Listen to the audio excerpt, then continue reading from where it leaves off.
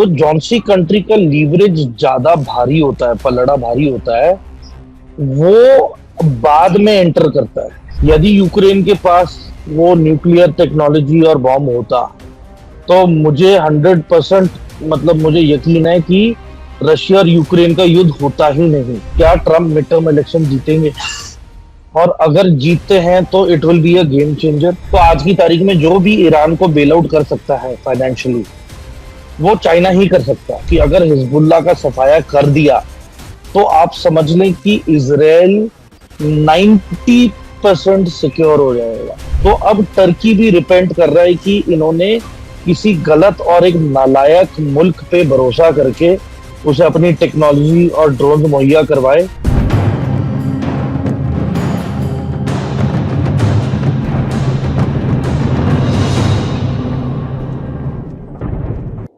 नमस्कार। रण क्षेत्र में आपका स्वागत है। मैं राव अवतार पांडे।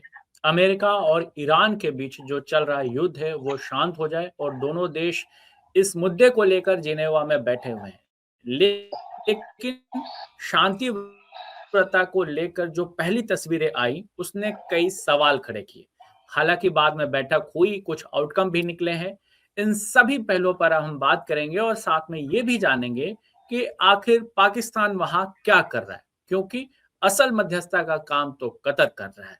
इन सभी पहलुओं को आज रण क्षेत्र में हम समझेंगे और इन तमाम पहलुओं को समझाने के लिए आज हमारे साथ मौजूद है मेजर समरपाल सिंह तूर। बहुत बहुत स्वागत है सर आपका।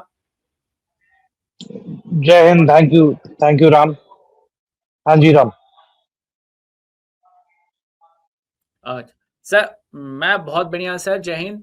सर मेरा सबसे पहला सवाल यही रहेगा कि हालांकि अब तो बैठक हुई है, कुछ आउटकम भी आए हैं, लेकिन जब बैठक होनी थी और उसकी जब पहली तस्वीर सामने आई तो उसमें देखा गया कि ईरान की जो डेलीगेशन गई थी वो जेडी वेंस से पहले पहुंचे हुए थे। ये लोग लेट पहुंचे और उनसे मिले भी नहीं, गए और सीधे निकल गए। तो क्या ईरान ने ये इंटेंशनली किया? इसके पीछे उनकी कोई रणनीति थी या ये एक कोइंसिडेंस था जो हो गया? देखिए राम, पहली चीज तो हमें एक चीज अग्री करनी पड़ेगी कि सीज फायर इफेक्ट में आया है, कि गोलियां जी। चलनी बंद हो गई हैं, मिसाइलें जानी बंद हो गई हैं। तो ये एक पॉजिटिव इंडिकेटर है कि कुछ पॉजिटिव शुरुआत हुई है, और ये कर्सी कतर की वजह से हुआ है। ठीक है। जहां तक पाकिस्तान का सवाल है, देखें, कल जब शहबाज शरीफ और आशिम मुनीर वहां पे मौजूद थे, एंड और जिस तरीके से जेडी वैंस को इग्नोर किया गया ईरान के मिनिस्टर के द्वारा, हैंडशेक भी नहीं हुई, और वो शहबाज शरीफ को मिलके एक तरीके का फिर उन्होंने दोबारा वॉकआउट किया है। तो इशू ये है कि देखिए, ये जो डिप्लोमेटिक बॉडी लैंग्वेज है ना, तो जौन सी कंट्री का लीवरेज ज्यादा भारी होता है, पलड़ा भारी होता है, वो बाद जी। में एंटर करता है। वो पहले से ही बैठ के प्रेस कॉन्फ्रेंस के लिए वेट नहीं कर रहा होता दूसरी साइड की। तो एक तो ये डिप्लोमेटिक ब्लंडर अमेरिका की तरफ से है कि वो अपनी बॉडी लैंग्वेज संभाल नहीं पा रहे हैं। ऊपर से एक किस्म से ये अमेरिका की डेस्परेशन भी दर्शा रहा है कि वो किसी भी हालत में लड़ाई को, युद्ध को आगे नहीं ले जाना चाहते हैं। और इस मुकाम पे पहुंच के इस मुकाम पे पहुंच के अब अगर ईरान वॉकआउट करता है तो जाहिर सी बात है, ईरान ईरान को के पास खोने के लिए कुछ नहीं है, क्योंकि उसके वैसे ही पास कुछ भी नहीं है। उसकी इकोनॉमी बर्बाद हो चुकी है, पर फिर भी उसके लोग सरवाइव कर रहे हैं ओनली बिकॉज ऑफ रेडिकलाइजेशन।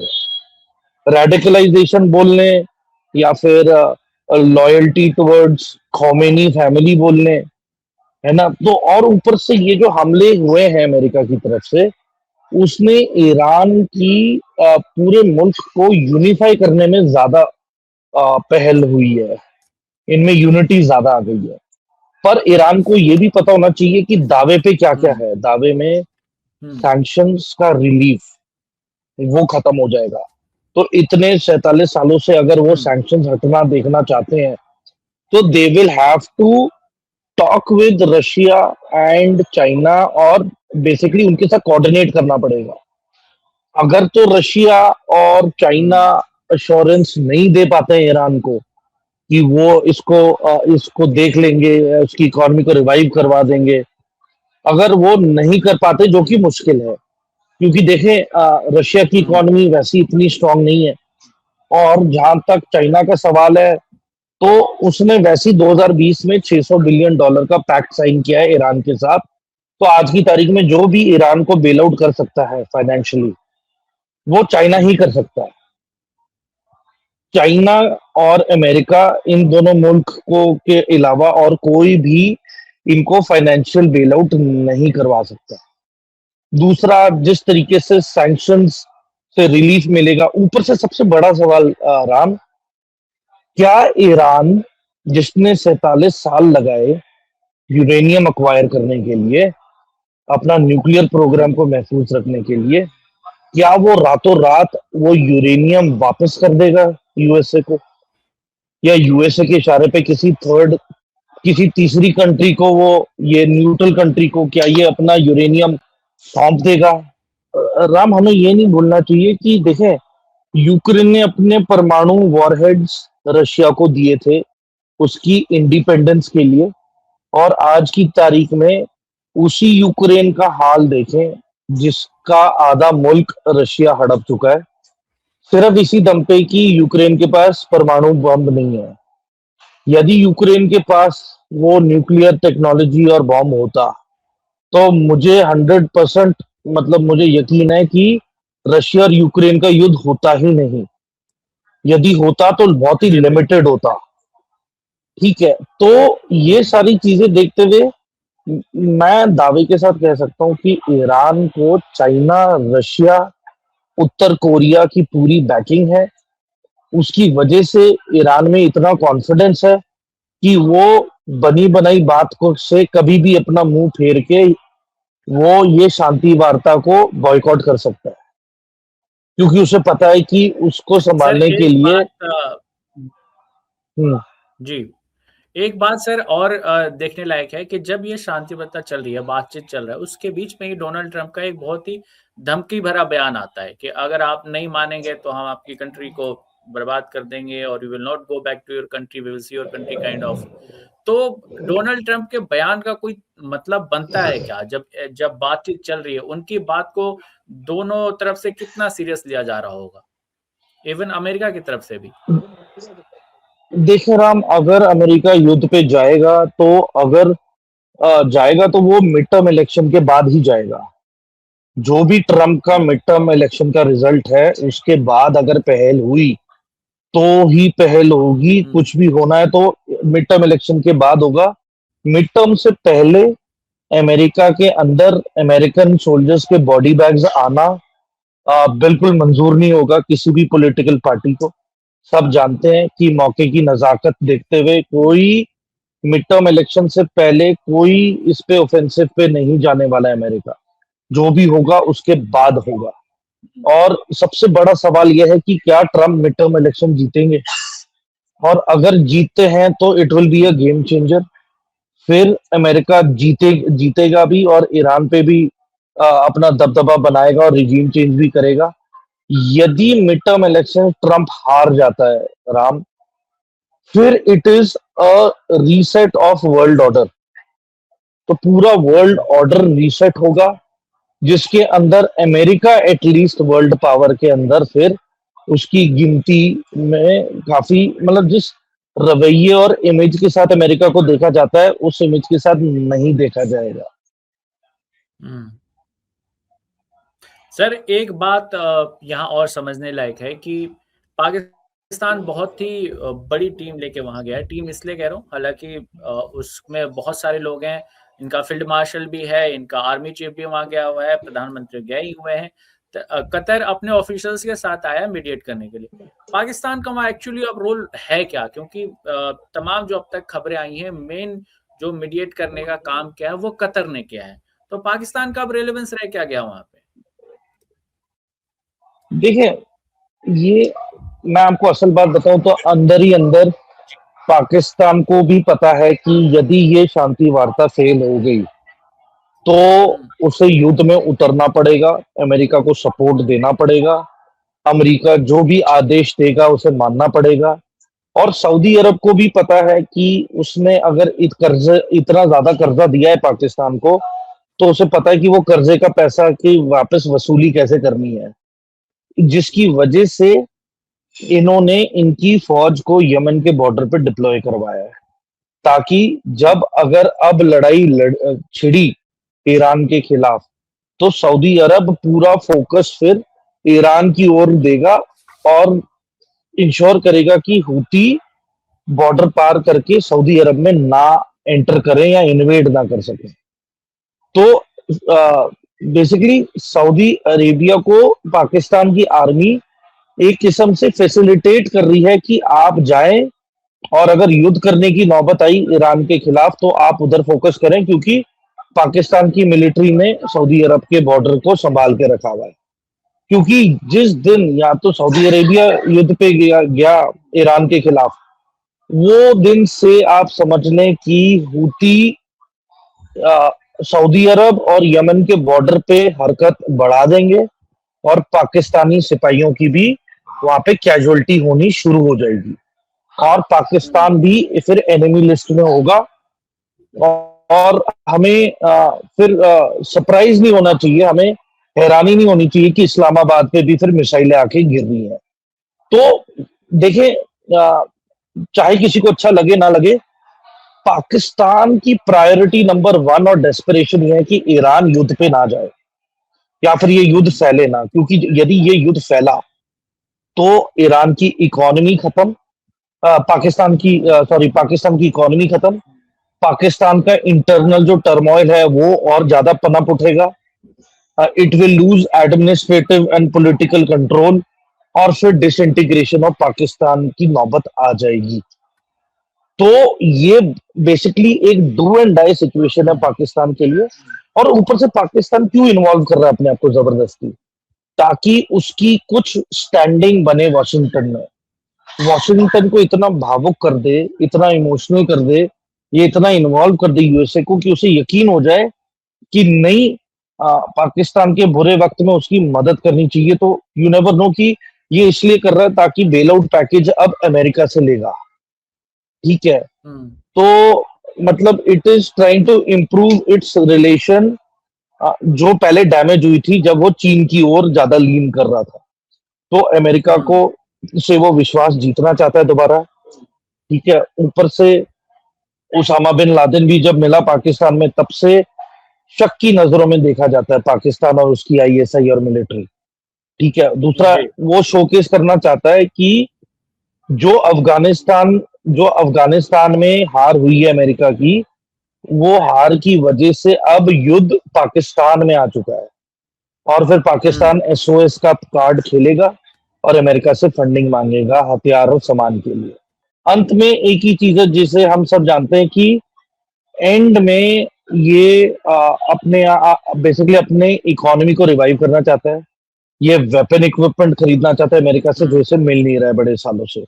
जो चाइनीज इक्विपमेंट ये खरीद रहे हैं वो परफॉर्म नहीं कर रहा है ग्राउंड पे।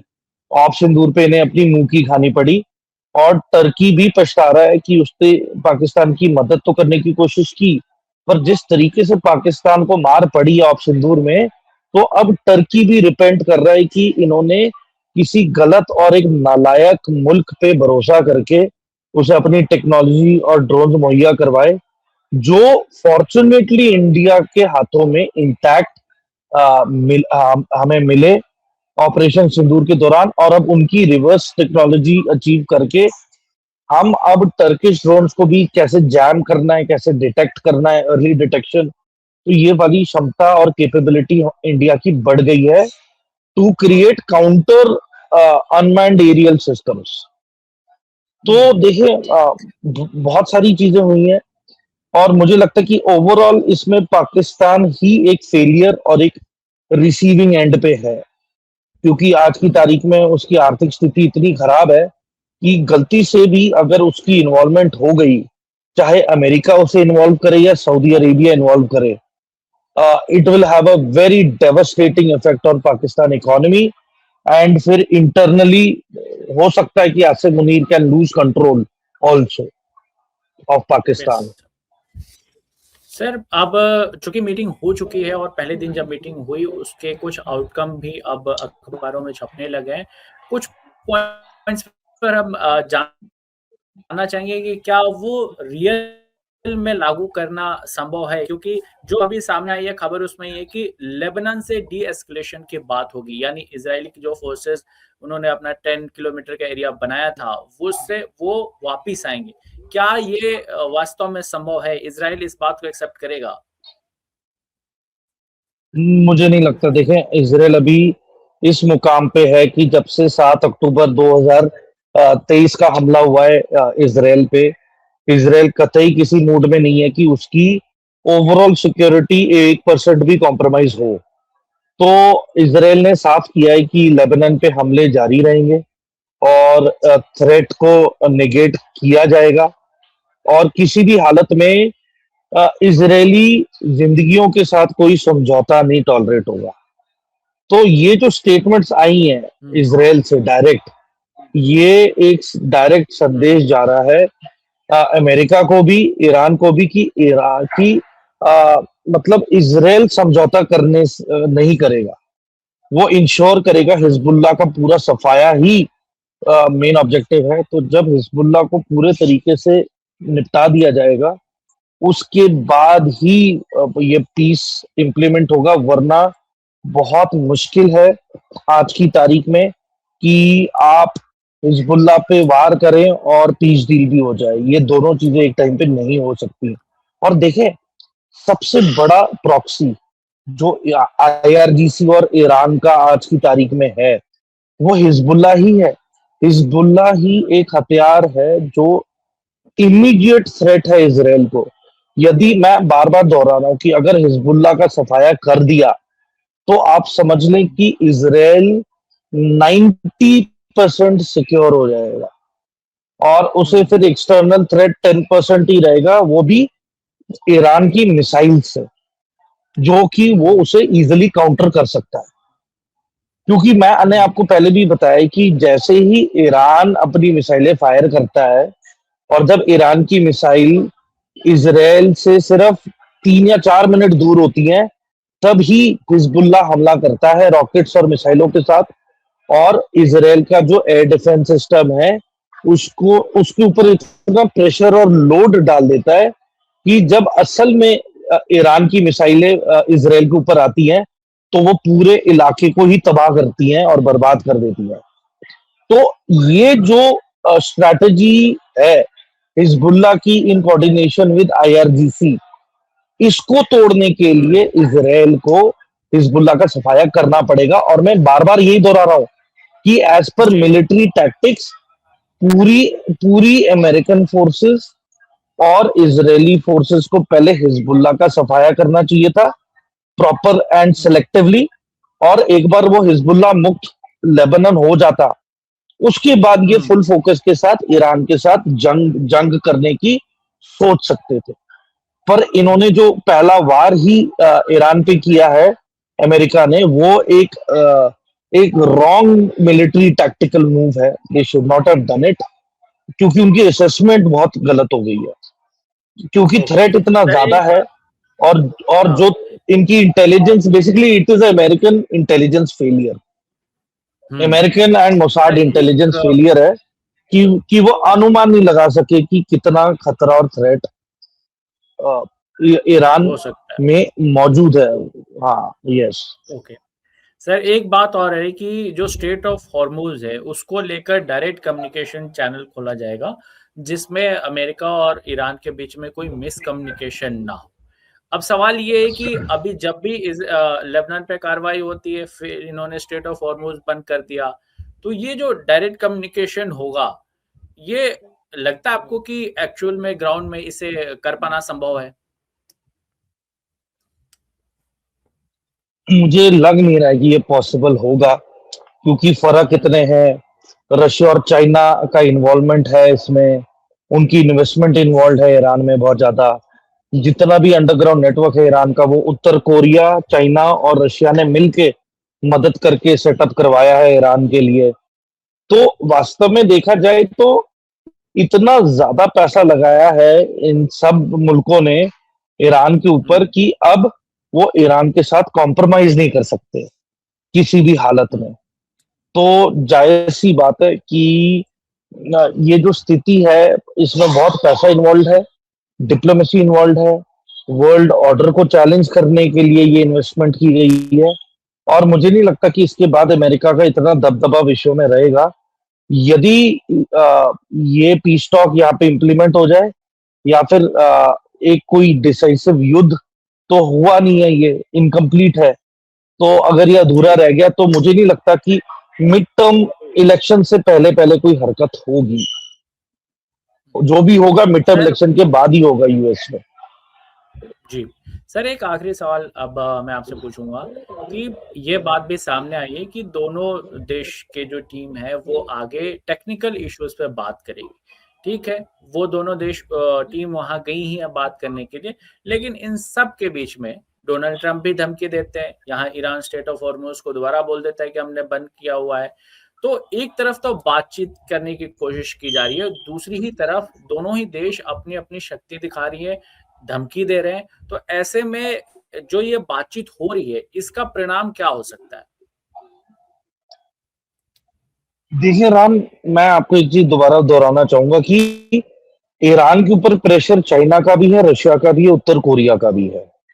जाहिर सी बात है कि ईरान इन मुल्कों की प्रॉक्सी है और ईरान कोई पोजीशन में नहीं है डिक्टेट करने के लिए। ईरान भी रिसीविंग एंड वाली पोजीशन में ही है। वो भी रूस और रूस से सलाह मशवरा कर रहा है। वो फुल टाइम अपने हिजबुल्ला के जो लड़ाकू हैं, लीडर जो हिजबुल्ला है उसकी लीडरशिप के साथ वाकयात कर रहा है। तो देखिए, जाहिर सी बात है कि Iran is not acting alone और ईरान का survival is purely dependent upon चीन की मदद कितनी हो रही है, रशिया की कितनी मदद हो रही है, उत्तर कोरिया की कितनी मदद हो रही है इसमें। तो यदि ये तीनों कंट्री ने पुल आउट कर लिया और देखिए ग्राउंड ऑफेंसिव भी हुआ, तो मैं दर्शकों को यही बोलूंगा कि आपको भूलना नहीं चाहिए कि जो 9 साल का युद्ध चला है 1980 से 1989 ईरान और इराक के बीच, तो ईरान ऐसा मुल्क था जो सरवाइव किया, जिसकी इकोनॉमी तहस नहस होने के बावजूद वो इराक के खिलाफ, सद्दाम हुसैन के खिलाफ 9 साल लगातार लड़ाई लड़े हैं। और ये युद्ध के परिणाम की वजह से सद्दाम हुसैन ने मजबूरी में कि उसकी इकोनॉमी क्रैश हो गई है और ऑयल इंडस्ट्री खत्म है, उसे कुवैत इन्वेड करना पड़ा कि कुवैत का तेल फिर इराक लूट के दुनिया को बेचता और अपना कर्जे से मुक्ति पाता। ये एक्चुअल ब्लूप्रिंट था। तो इन सारी चीजों को मन में रखते हुए मैं तो एक ही चीज कहूंगा कि ये एक फेल्ड सीज फायर होगा। It is just a matter of time कि मिड टर्म इलेक्शन से पहले कुछ नहीं होने वाला है। अगर जो भी होगा मिड टर्म इलेक्शन के बाद ही होगा और वो भी तब होगा यदि ट्रंप का पलड़ा भारी रहा तो, जो मुझे लग नहीं रहा कि ट्रंप का पलड़ा भारी रहेगा। और अगर ट्रंप एक वीकर पोजीशन में हुआ तो वो कतई अपनी फोर्सेस को कम से कम फिलहाल तो नहीं इस्तेमाल करेगा। जो भी लड़ाई होगी वो मिड टर्म इलेक्शंस के बाद ही होगी। ओके सर, बहुत बहुत शुक्रिया आपका तमाम पहलुओं को समझाने के लिए। यदि आपके मन में भी जियोपॉलिटिक्स से संबंधित कोई सवाल है तो कमेंट बॉक्स में जरूर लिखें। इसके साथ ही वीडियो आपको कैसी लगी ये भी बताएं और वीडियो को लाइक और शेयर करना बिल्कुल ना भूलें। धन्यवाद। जय हिंद। जय हिंद सर।